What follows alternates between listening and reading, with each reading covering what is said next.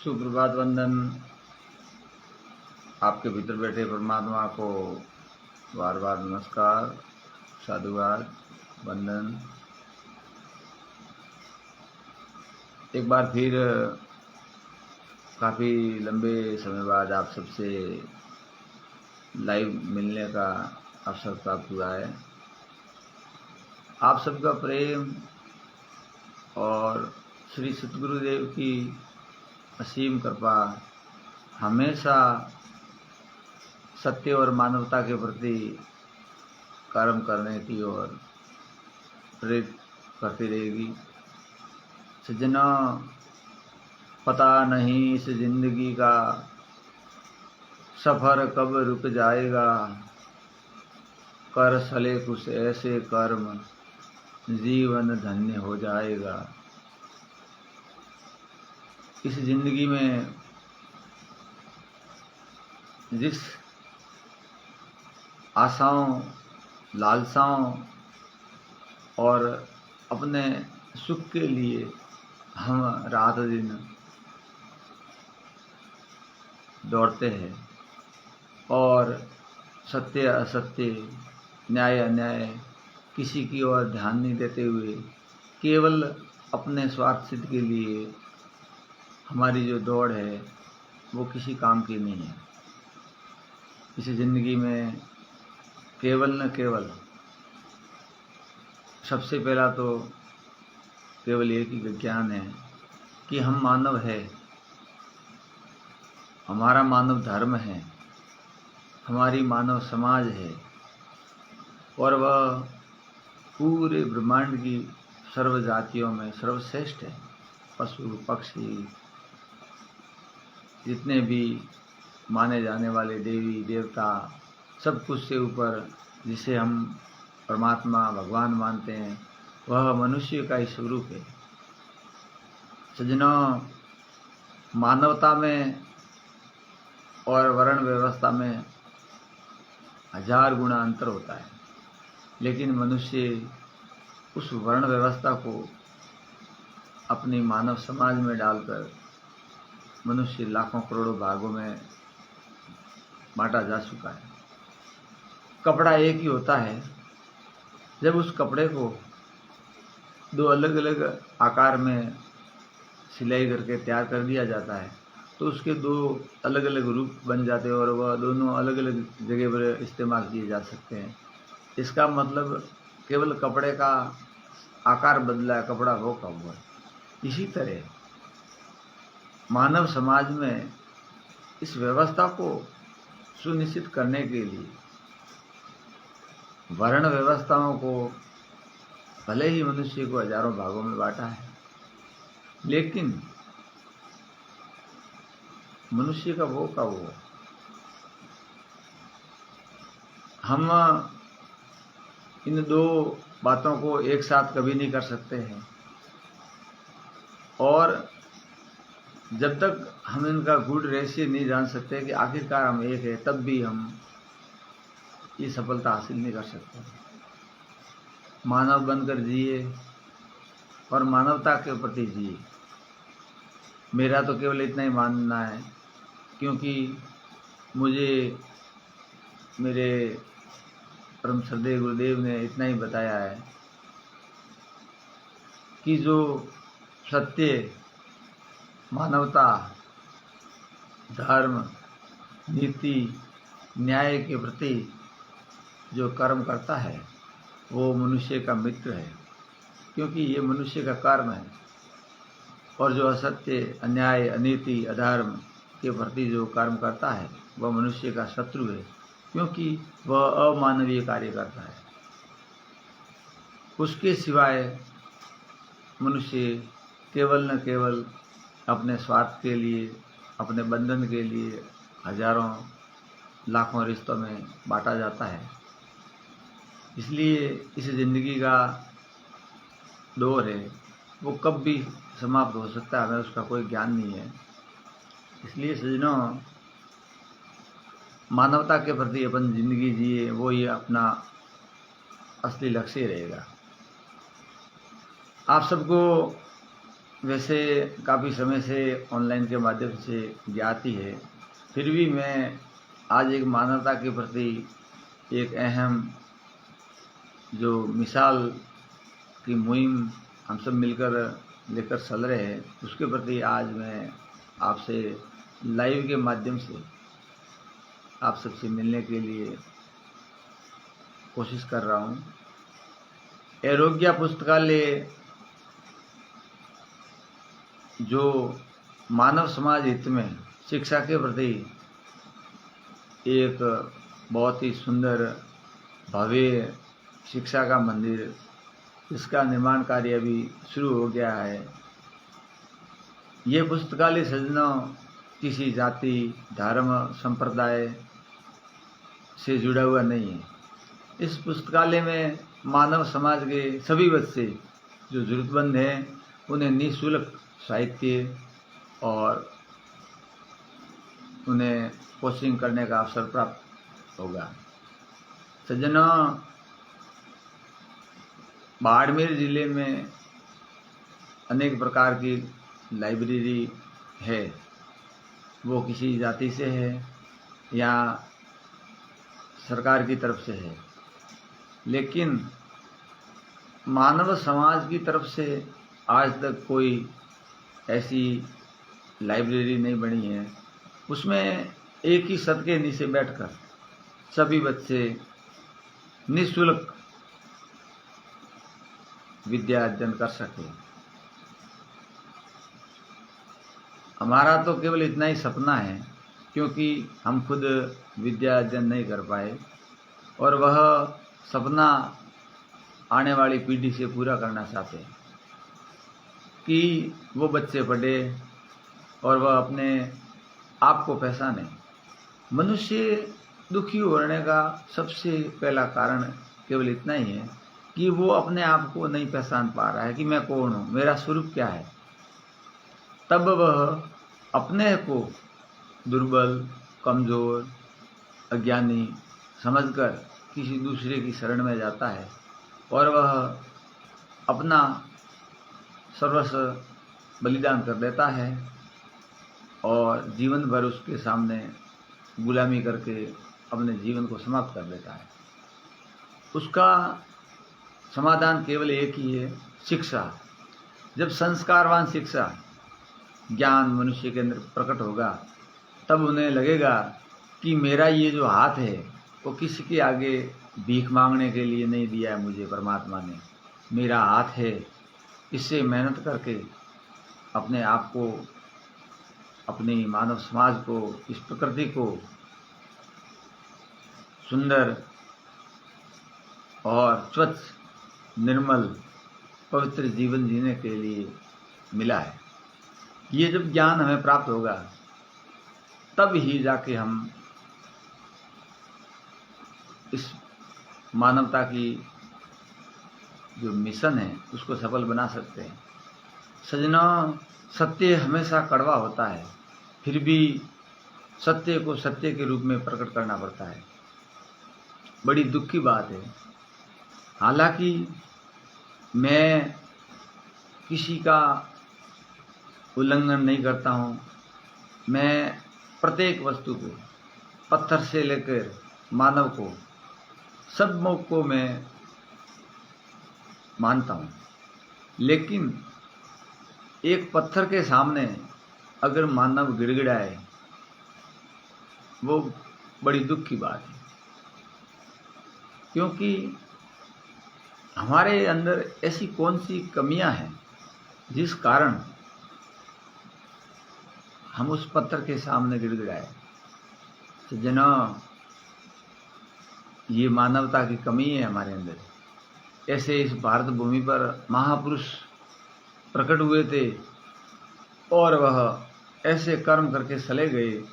उनकी केवल मूर्ति है, उस पत्थर की मूर्ति पे उनका केवल अस्तित्व बनाया हुआ है कि ये महान पुरुष इस भारत भूमि पर हुए और उन्होंने ऐसे मानवता और सत्य के प्रति कर्म किए। उस मूर्ति को स्थापित करके एक मंदिर का आकार दिया जाता है और उस मूर्ति के और मंदिर के ऊपर करोड़ों रुपयों का खर्चा किया जाता है। कि मानवता को जगाने का एक ये रास्ता है। इधर आकर मनुष्य कुछ प्रेरणा लेगा कि हमारे अंदर और इस मूर्ति के अंदर क्या अंतर है, ताकि हम इन्हें देखने आ रहे हैं। सज्जनों, मूर्ति तो पत्थर की है, लेकिन वो जो मूर्ति के ऊपर जो प्रतिबिंब है और वो उस महान पुरुष का है जिन्होंने मानवता के प्रति पूरा जीवन समर्पित किया था।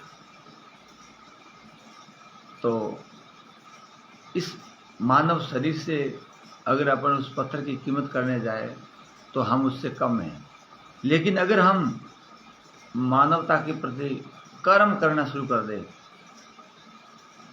तो बहुत ही गहरा अनुभव होगा। सज्जनों, में धार्मिक, आध्यात्मिक, सामाजिक प्रत्येक स्तर पर आस्था और विश्वास रखता हूँ।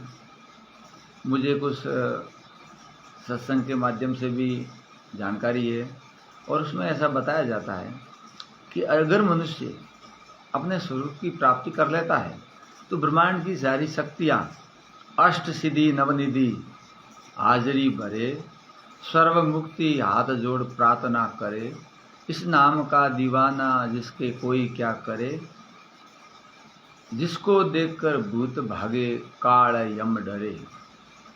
अगर आप इस मानवता के प्रति कर्म करना और इस मार्ग पर चलने को स्वीकार कर देते तो ब्रह्मांड की सारी शक्तियाँ अपने आप आपको समर्पित हो जाएगी।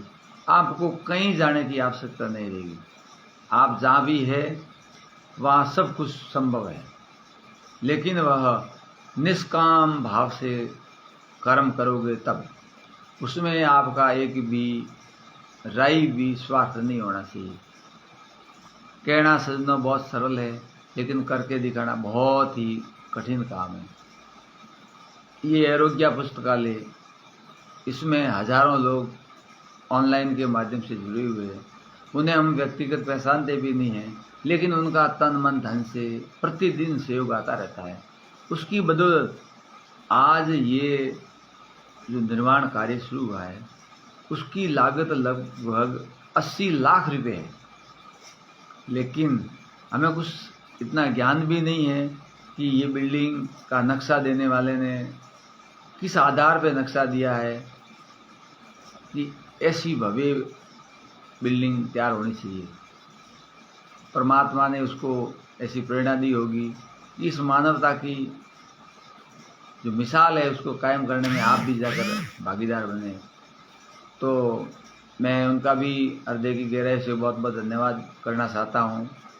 मान्यवर राजकीय पटेल साहब ने पूरा नक्शा digital 3D structure elevation plan के साथ निःशुल्क दिया, और अब जो इंजीनियरिंग का हमने जिम्मा उनको दिया तो वह भी उन्होंने हमें बिल्कुल ही निःशुल्क, जब तक इस बिल्डिंग का कार्य चलेगा वह बिना पैसे लिए इस बिल्डिंग की देख रेख और काम पूरा होने की जवाबदारी उन्होंने ली है। तो ऐसे भामाशाहों की बदौलत, ऐसे मानवतावादी विचारधारी महान पुरुषों की बदौलत ये छात्रावास बनकर तैयार हो जाएगा। इस लाइब्रेरी में हमारा वो ही प्रयास रहेगा। ये अंडरग्राउंड, ग्राउंड और फर्स्ट फ्लोर की लाइब्रेरी है। इसमें सभी समाज के बच्चे कोचिंग कर सकेंगे। जो भी बच्चे यहाँ आकर साहित्य उपलब्ध करना चाहते हैं उन्हें यहाँ भी मिलेगा, और अगर वो दूर दराज से है तो हम यथासंभव उन्हें जहाँ उनके नज़दीक उपलब्ध होगी उन्हें वहाँ हम ऑनलाइन के माध्यम से वहाँ भी उपलब्ध कराने का प्रयास करेंगे। तो आरोग्य शब्द एक ऐसा शब्द है जो आप अगर उसे कहीं भी ढूंढने का प्रयास करेंगे ना तो आपको वो शायद ही मिलेगा, क्योंकि ये हिंदी और अंग्रेजी दोनों शब्द को मिलाकर बनाया है। एरो का मतलब तीर और बाण है, ज्ञा का मतलब ज्ञान है। एरो इंग्लिश का शब्द है और ज्ञा हिंदी का है। ऐसा ज्ञान का तीर मनुष्य के दिल में अगर लग जाए तो वह मनुष्य मानव बन जाता है और उस मानवता के प्रति कर्म करना शुरू कर देता है।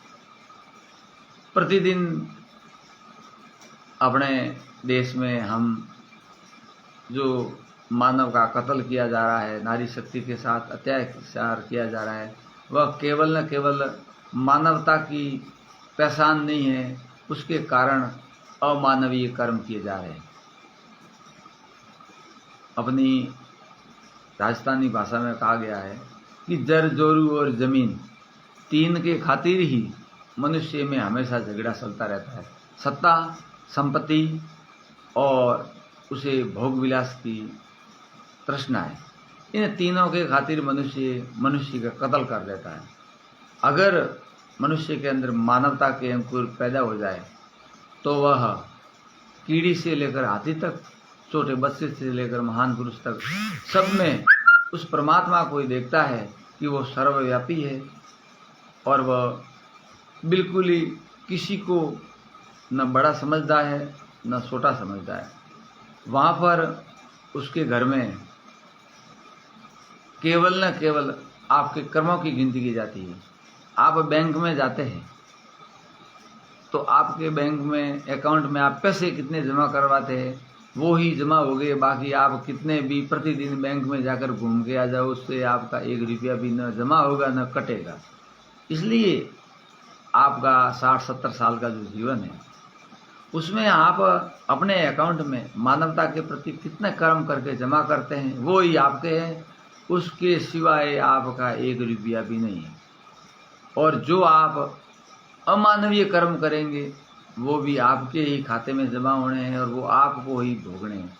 जब मनुष्य को सुख मिलता है तब वह अपने आप में प्रफुल्लित होता है और कहता है कि मैंने मेहनत की है, उसकी बदौलत मुझे ये सुख वैभव मिल रहा है। और जब दुख आता है तब वह यहाँ पड़ोसी के ऊपर या और किसी के ऊपर, और अगर किसी का सहारा नहीं मिले तो ऊपर हाथ करके ऊपर वाले के ऊपर ठीकरा फोड़ देता है कि वो मुझे दुख दे रहा है।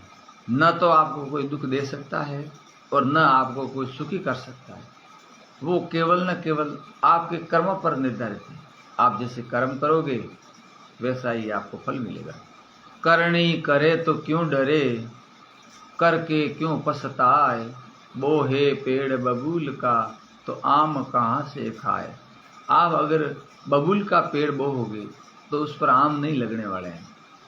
तो सज्जनों, काफ़ी समय बाद एक बार फिर श्री सद्गुरुदेव का आशीर्वाद और आप सबका प्रेम लाइव के माध्यम से मेरे दिल के भाव प्रकट करने के लिए प्रेरित किया और आपसे मिला। आपसे मिलकर मुझे बहुत खुशी हुई, क्योंकि सज्जनों, मेरे पिछले 15 वर्ष के अनुभव से मैं काफ़ी हद तक आपसे ज्ञान प्राप्त कर चुका हूँ।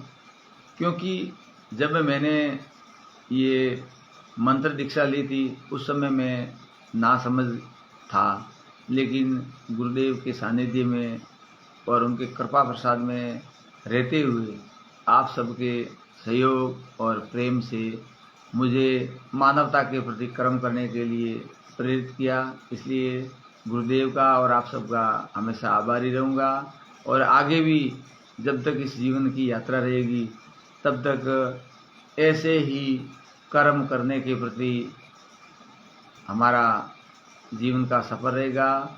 इसी शब्दों के साथ आप सबको बहुत बहुत धन्यवाद। जो भी सज्जन इस मानवता के प्रति, इस आरोग्य पुस्तकालय के प्रति अपना कर्म योग करना चाहते हैं उनका खुले दिल से स्वागत है।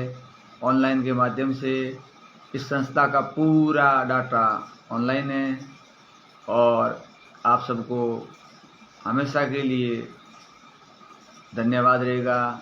फिर मिलेंगे जब भी समय मिला और आपका प्रेम और गुरुदेव की कृपा हुई तो आप सबसे ऑनलाइन के माध्यम से निवेदन किया जाएगा। धन्यवाद। राम राम।